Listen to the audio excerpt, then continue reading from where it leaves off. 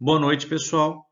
A gente vai tratar hoje do tema farmacogenética, que é esse que está aqui, que nada mais é do que a intersecção entre essas duas grandes disciplinas, a farmacologia e a genética propriamente dita.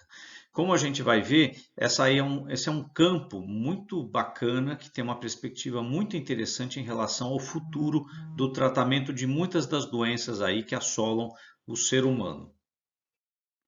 E aí eu vou fazer uma primeira distinção aqui. A gente tem dois conceitos aqui diferentes. Um que é farmacogenética, que é esse aqui de cima, tá? Que é o quê? Estudo das variantes genéticas individuais que modificam as respostas a agentes farmacológicos. E tem um outro termo que tem uma diferença bem sutil em relação a esse, que é o que a gente chama de farmacogenômica, que é a avaliação de muitos genes que atuam de forma simultânea em relação à resposta a fármacos. Tá? Então tem uma sutil diferença aqui, tá? Mas é interessante que a gente coloque isso para vocês saberem, se vocês tropeçarem com algum desses termos em algum livro-texto. E qual que é a importância da farmacogenética aqui dentro da área da saúde? Né? Basicamente, o que a gente enxerga como mais promissor e mais interessante é essa medicina personalizada, especialmente no que diz respeito à predição de resposta a medicamentos. E essa predição de resposta a medicamentos, ela tem duas grandes vertentes. Primeiro, a própria resposta à droga, ou seja, eu dou um medicamento esperando um certo efeito, né? E diferentes pessoas podem reagir de forma diferente. Em um eu vou ter um efeito muito maior, em outro eu vou ter um efeito muito mais modesto. Então, no caso da medicina personalizada, eu teria como, a partir de análises genéticas, saber se aquele indivíduo ele é capaz de responder bem ou se ele é um mau respondedor a uma determinada droga. Com isso, eu posso operar, por exemplo, um aumento de dose, né? Ou posso operar também uma troca de droga. A gente tem exemplos em relação a isso, acho que existem alguns exemplos interessantes, por exemplo, na odontologia, em que diferentes pessoas respondem de forma diferente à anestesia. Então, quando um dentista vai fazer anestesia dentária, em algumas pessoas ele usa uma dose regular, em outras pessoas ele tem que usar o dobro ou o triplo da dose. Claro que isso pode estar ligado a alterações fisiológicas, médias da espécie, mas isso também está ligado à diferença individual. E existe um outro fator pelo qual a predição de resposta a medicamentos é importante, que é em relação às reações adversas graves às drogas. Por quê? Porque eu posso usar um medicamento e, eventualmente, uma pessoa tem uma sensibilidade maior a essa droga e ela vai ter um evento grave relacionado a ela. Então, isso aqui é uma outra coisa que vai variar de pessoa a pessoa e, supostamente, se a gente tiver conhecimento suficiente e tiver uma análise genética, a gente conseguiria predizer se uma determinada pessoa ela vai ter essa reação grave aqui. E com isso eu poderia evitar de usar essa droga com determinados indivíduos. Tá? Só para vocês terem uma ideia, aqui na resposta à droga, olha a variação que a gente tem no ser humano. Eu tenho uma variação de 25 a 75% de resposta. Ou seja, em alguns indivíduos eu vou ter muito pouco efeito da droga na dosagem que as pesquisas originais indicariam. Em outras pessoas eu vou ter um índice próximo do que a gente gostaria, 75 a 100%. Então reparem que a variação ela é muito grande aqui. E já na questão das reações adversas às drogas, eu tenho uma porcentagem de drogas que está com certa frequência relacionada a eventos graves. Então eu corro o risco de ter algumas pessoas que morrem por causa do uso correto de uma droga. E isso, se um dia a gente conseguir ter a informação suficiente e a avaliação genética, eu posso evitar muitas mortes, inclusive, por conta dessa análise antecipada que a gente poderia fazer. E aqui é um dado que eu acho interessante, olha só. Por ano, 100 mil pessoas morrem do uso adequado de drogas. Então, repare o seguinte, a gente não está falando aqui que as pessoas estão morrendo porque usaram a droga errada, na dose errada, no tempo errado. Não, essas pessoas usaram as drogas no tempo adequado, tá? E, no entanto, elas morreram e essa morte está associada com o uso dessa droga. Então, reparem, quando a gente faz um experimento, uma pesquisa para testar uma droga, a gente tem um universo amostral. Esse universo amostral, por questões, obviamente, realistas, ele não é infinito. A gente usa uma pequena amostra. E às vezes, mesmo usando amostras com significação estatística, eu não consigo pegar todas as possibilidades que uma amostra real de população que vai usar a droga, então que vai ser na base dos milhões de pessoas, eu não consigo ter às vezes um evento raro que ocorreria nessa condição real aí. Então, não é incomum você fazer um ensaio com uma droga, dá tudo certo, então você usou controle positivo, controle negativo, duplo cego, tem análise estatística, essa análise está bem fundamentada e não houve nenhum tipo de problema. No entanto, quando você coloca essa droga em uso, você sai de um universo de 2.000, 3.000, 4.000 pessoas no seu espaço amostral e vai para um universo, às vezes, de dezenas de milhões de pessoas. Então é evidente que se existe alguma chance rara de um evento grave, ela vai se manifestar quando você tem escala. E essa escala é só quando a droga é colocada em uso. Isso é algo sabido, tá? Inclusive foi algo comentado com relação às vacinas. As vacinas para o SARS-CoV-2 da Covid-19, elas foram devidamente testadas, mas sabia que quando você vai aplicar aí em milhões, e aliás, no caso da Covid-19, o número certo são bilhões de pessoas, né? Já foram imunizadas 3 bilhões de pessoas até agora, existe a possibilidade de eventos raríssimos acontecerem. Isso não significa que a doença, que a vacina não funciona, e isso não significa que os ensaios feitos não foram cuidadosos. Isso simplesmente é uma decorrência da escala numérica aí da aplicação da vacina, tá? E com o medicamento é a mesma coisa. Então, portanto, a gente tem uma primeira conclusão aqui. A resposta de cada indivíduo a produtos químicos naturais ou sintéticos é determinada, pelo menos em parte, por algumas diferenças genéticas que a gente chama de polimorfismos nos genes que controlam as vias de biotransformação da droga e também genes relacionados ao alvo do produto químico. Aí eu daria um destaque aqui para o seguinte, reparem que a gente está comentando de produtos químicos sintéticos, que são artificiais, que são feitos pelo homem, mas eu também tenho aqui produtos químicos naturais. Existe uma tendência por parte da população de achar que tudo que é natural é bom. E as coisas não são bem assim. Então, existem coisas que são naturais e são ruins, e existem coisas que são naturais e são boas, mas para a grande maioria dos indivíduos, não para todos. Existem alguns indivíduos que podem reagir de forma bastante negativa a determinadas substâncias químicas naturais. Então, é bom que vocês saibam disso também.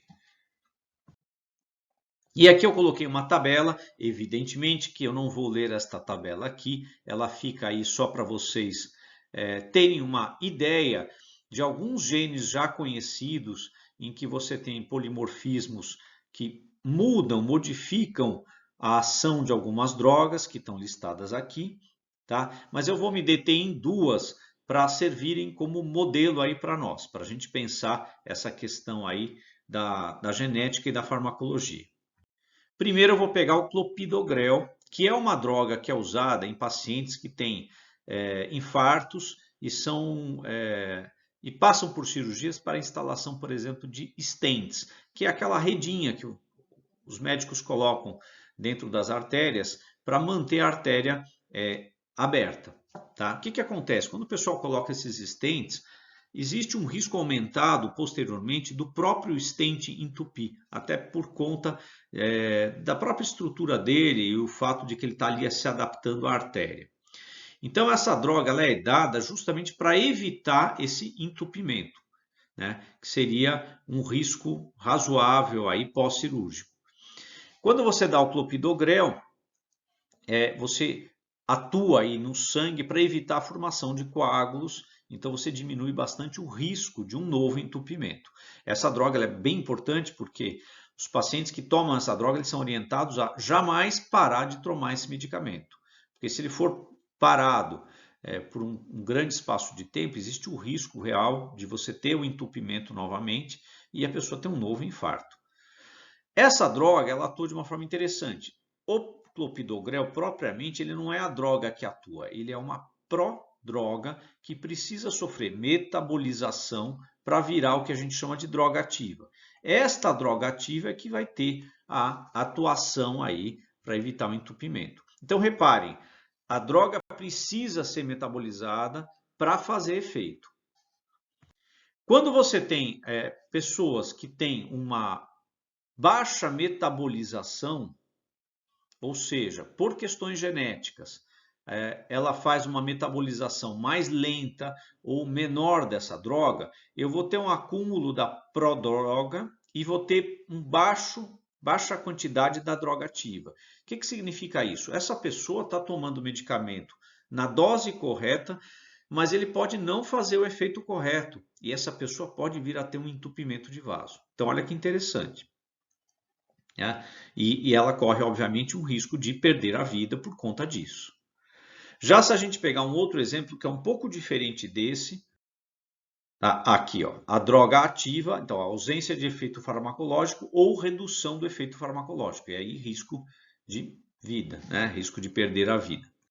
Já quando eu pego o voriconazol é um antifúngico, tá?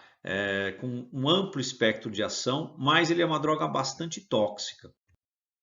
Tá? E aí eu coloquei aí, antifúngico com maior espectro de ação entre o grupo dos azóis, que é um grupo de antifúngicos. E a ação dele é um pouco diversa, porque o próprio voriconazol é a droga ativa, diferente do clopidogrel. Ele sofre uma lenta metabolização e ele vai dar um produto que vai ser excretado por nós. Tá? Mas é a droga ativa, é ele mesmo que atua contra o fungo. Quando eu tenho pessoas que têm uma metabolização muito lenta, tá? Ou uma metabolização prejudicada, eu vou aumentar a quantidade de droga ativa circulando.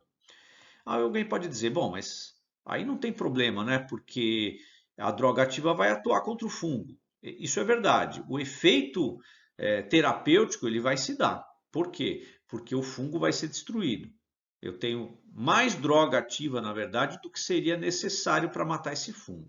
A questão é que esta droga é muito tóxica.